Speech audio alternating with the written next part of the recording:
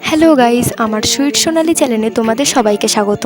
তো তোমরা সবাই কেমন আছো? আশা করি অনেক ভালো আছো। আজকে আমার বাড়িতে ছোটোখাটো অনুষ্ঠান আছে, তাই আমি খুব তাড়াতাড়ি উঠে যাই ঘুম থেকে। অ্যান্ড আমি ঘুম থেকে উঠেই দেখি বাইরে ঝিরিঝিরি বৃষ্টি পড়ছে। আর এই ঝিরিঝিরি বৃষ্টি ওয়েদারটা সত্যি বলতে আমার খুবই ভালো লাগে। আর আমি খুব তাড়াতাড়ি মুখটা ধুয়ে ফ্রেশ হয়ে গেলাম।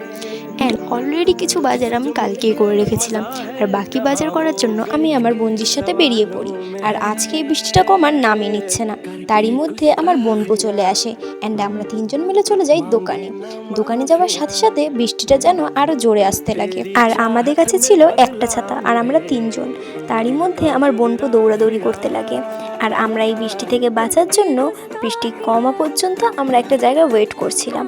আর আমার সত্যি কথা বলতে গেলে বৃষ্টিতে ভিজতে খুবই ভালো লাগে।